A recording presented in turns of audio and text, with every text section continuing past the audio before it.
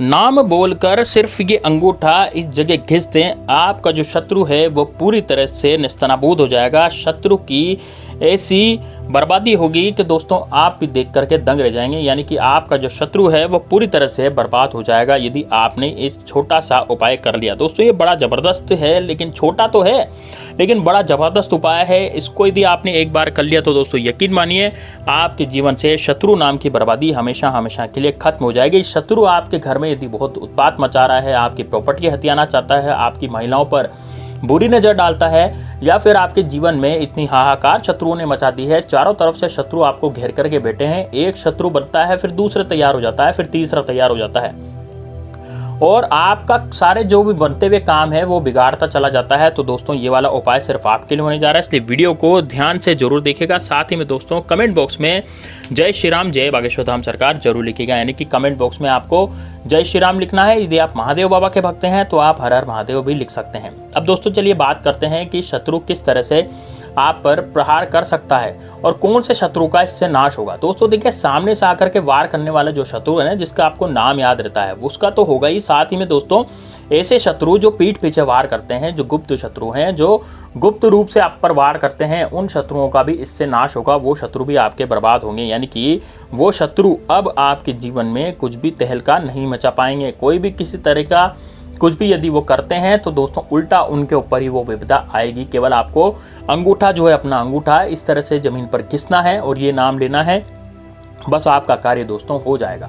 अब दोस्तों इसके लिए आपको क्या सामग्री चाहिए कि किस तरह से ये प्रयोग करना है, तो पूरा इस वीडियो को देखिए, अंत तक बने रहिए, तब जाकर के आपको वीडियो पूरी समझ में आएगी। दोस्तों छोटा सा वीडियो है, मैं ज़्यादा बड़ा वीडियो नहीं बनाता हूँ ताकि आपका टाइम वेस्ट हो, लेकिन दोस्तों पूरी जानकारी को ठीक तरीके से बनाने के लिए, ठीक तरीके से उसको बताने के लिए मुझे वीडियो में थोड़ा सा टाइम चाहिए। अब देखिए दोस्तों, अब क्या बात करते हैं कि शत्रु किस तरह से आपका मरेगा। अब दोस्तों देखिए, यहाँ पर आपको काम आएगा आपका अंगूठा। अब ये अंगूठा कौन से हाथ का होगा। दोस्तों देखिए, बाएं हाथ और दाएं हाथ दो अंगूठे होते हैं, तो हमें दाएं हाथ के अंगूठे से ये कार्य करना है। देखिए दाएं हाथ का जो अंगूठा होता है उसको इस प्रक्रिया द्वारा आपको जमीन पर थोड़ा सा रगड़ना है और बस आपका कार्य जो है वो हो जाएगा। अब इसमें दोस्तों आपको क्या क्या चीज़ चाहिए कि देखिए, सबसे पहले आपको यहाँ पर चाहिएगा दोस्तों सिंदूर। अब दोस्तों सिंदूर कौन सा होता है, सिंदूर दो तरह के होते हैं, एक लाल सिंदूर आता है, केसरिया रंग का सिंदूर आता है। तो दोस्तों जो केसरिया सिंदूर होता है, जो कि हनुमान जी को चढ़ाया जाता है, जिससे हनुमान जी के चोला चढ़ाते हैं, वो केसरिया सिंदूर होता है, केसरिया रंग का होता है। उस केसरिया सिंदूर को आप ले लें, तो उस केसरिया सिंदूर को आप पाउडर की फॉर्म में लेंगे, मतलब कि पाउडर के रूप में वो सिंदूर आपको मिलेगा बाजार से, उसको आप ले लें कटोरी में। उसके बाद दोस्तों आपको लेना है थोड़ा सा जल। अब देखिए, थोड़ा सा जल आप एक गिलास में ले सकते हैं, आधे गिलास में भर सकते हैं, ठीक है, आधे गिलास में आप आराम से उस जल को भर सकते हैं, तो वो भी आप ले लें, ठीक है। अब ये दो चीज़ें आपने ले ली। अब दोस्तों आपको एक ज़रूरत पड़ेगी 2 अगरबत्ती की। देखिए 2 अगरबत्ती, आप धूप पत्ती लेना चाहें तो धूप पत्ती ले सकते हैं, और यदि अगरबत्ती लेना चाहें तो कोई दिक्कत नहीं है, आप अगरबत्ती भी ले सकते हैं। लेकिन दोस्तों धूप पत्ती अगरबत्ती कुछ भी आपको लेना पड़ेगा, इसमें अब दिया नहीं लगेगा, यानी दिया नहीं जलाना है इसमें केवल कार्य कौन करेगी, अगरबत्ती करेगी, ठीक है। ये 3 चीज़ें आपको लेनी है। अब दोस्तों आपको लेना है कागज़। दोस्तों कागज़ जो है वो ऐसा होना चाहिए बिल्कुल सफ़ेद, और उस कागज़ में कुछ भी लाइन वगैरह नहीं होनी चाहिए, नहीं, बिना लाइन का कागज़ आपको लेना है। जैसे जेरोक्स के हम जाते हैं जेरोक्स करवाने, तो वहाँ पर क्या होता है कि बिना लाइन का कागज़ मिल जाते हैं। तो एक कागज़ आप ले आए, छोटा सा कागज़, 2 इंच लंबा 2 इंच चौड़ा कागज़, बस इतना सा कागज़ आपको लेना है। अब उस कागज़ में क्या करना है, आपको बॉल पेन से, या फिर कोई सा भी आपके पास पेन है, लेकिन काले रंग का पेन वो होना चाहिए ना, काली स्याही से वो पेन चलना चाहिए। तो काली स्याही से पेन चला करके आप अपने शत्रु का नाम उस कागज़ पर लिखेंगे, है ना। अब शत्रु का नाम कागज़ पर लिखने के बाद, शत्रु का जैसे आपने नाम लिखा, तो शत्रु के नाम के आगे कट्टस लगाएंगे, क्रॉस लगाएंगे, और शत्रु के नाम के पीछे भी कट्टस क्रॉस लगाएंगे, ठीक है ना। यानी कि जैसे मान लीजिए मेरे शत्रु का नाम अजय है, तो मैं लिखूंगा अजय, उसके आगे क्रॉस लगाऊंगा, उसके पीछे क्रॉस लगाऊंगा, इस तरह से मुझे क्रॉस लगाना पड़ेगा, है ना। अब यदि आपके कई सारे शत्रु हैं, ये तो वो शत्रु जिसका आपको नाम पता था, लेकिन जिस शत्रु का आपको नाम ही पता नहीं है, तो जिस शत्रु का नाम पता नहीं है तो आप क्या लिखेंगे, शत्रु का नाम लिख देंगे। क्या लिखेंगे, शत्रु, केवल मात्र आप क्या लिखेंगे, शत्रु, और आगे क्रॉस लगाएंगे, पीछे क्रॉस लगाएंगे। इस तरह से आपने ये बना लिया। अब क्या करेंगे, देखिए ये जो प्रयोग होगा ये एकांत कमरे में होगा। ऐसा नहीं होगा कि आप जो कमरे हैं वो मतलब आप कहीं भी जाकर के और परिवार में कहीं भी बैठ करके इस उपाय को कर रहे हो, बातें कर रहे हो, ऐसा नहीं चलेगा।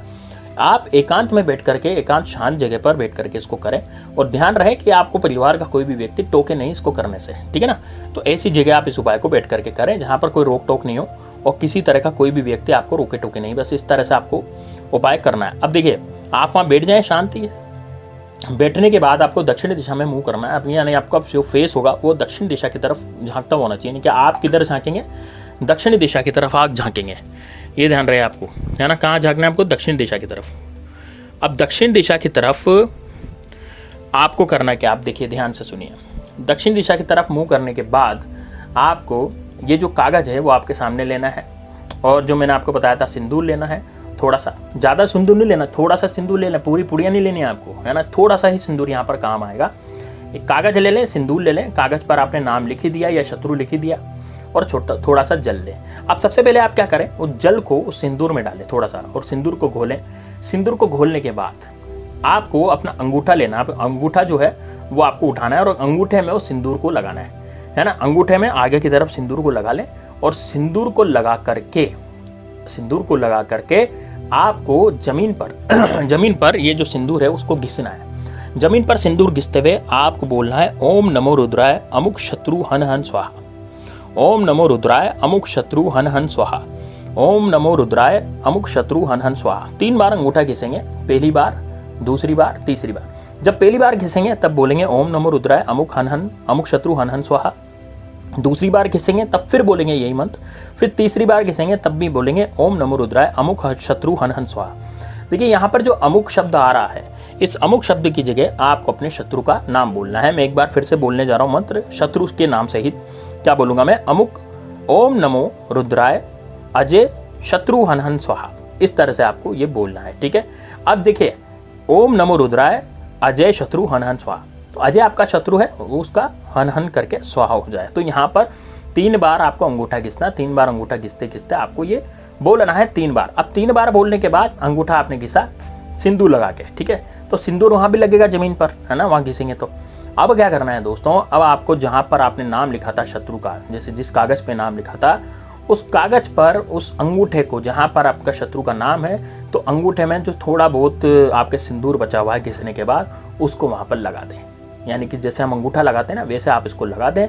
अब इस कागज़ को आपको फोल्ड करना है जिसमें शत्रु का नाम लिखा था, और इसको फोल्ड करने के बाद आपको जाना है घर से बाहर, और घर से बाहर जा करके इसको किसी गंदे नाले में, किसी गंदे पानी में, किसी गंदी जगह पर, जहाँ पर गटर हो, जहाँ पर सूअर वगैरह घूमते हो, है ना, मतलब ऐसी जगह जहाँ पर बिल्कुल गंदगी हो।